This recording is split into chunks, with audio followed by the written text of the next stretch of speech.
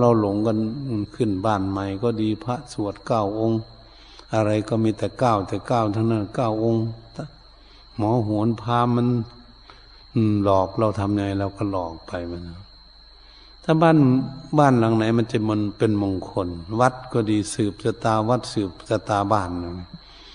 ถ้าเจ้าของบ้านมันไม่ดีแล้วมันจะไปสวดแค่ไหนล่ะพระสวดสัก100 องค์มันจะเป็นมงคลไหมผัวเมียก็ผิดกันลูกก็ไม่ดีผิดกันอยู่ทุกวันเลยนะเนี่ยพระจะสวดแค่ไหนมันจะเป็นมงคลไหมวัดก็เหมือนกันถ้าพระเนรไม่ดีเลยจะสวดสืบชะตาวัดมันดีอยู่แล้วนะมันคนเพียงไม่ดีมันก็ต้องมาศึกษาเรื่องคนนะก็สืบชะตาหนึ่งในวัดมันเป็นป่าไม้เป็นต้นไม้เป็นพื้นที่เป็นศาลาโบสถ์วิหารไม่เถียงใครเนี่ยเคยเห็นโบสถ์วิหารไปเถียงพระไหมเคยเห็นพุทธรูปตั้งอยู่ในไม่เถียงพระเนรไหมว่าให้เอากูมาตั้งไว้ที่นี่ยังไงอย่างนั้นนี่มีไหมพุทธรูป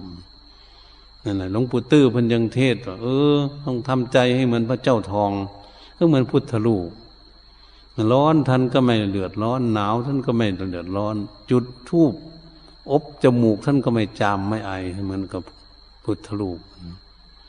นั้นเราจะทำยังไงทำจิตใจให้เหมือนพุทธรูปทองเนี่ยเป็นอย่างนี้ผู้ที่ท่านพ้นทุกข์แล้วท่านน่ะท่านได้พวกเรานี่ยังไม่ได้เราก็จะศึกษาให้ใจเรามีสติปัญญารู้เพื่อจะได้เข้าใจในตามภาษิตที่ได้คิดเบื้องต้นไว้ว่า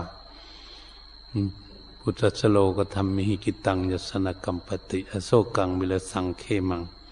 เอตัมมังคลุตมังจิตใจของบุคคลใดโลกธรรม8สัมผัสไม่ได้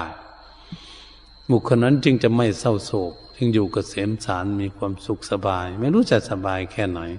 เหตุฉะนั้นการบรรยายธรรมเรื่องการที่พวกเราจะฝึกฝนอบรมตนเองให้รู้เท่ารู้ทัน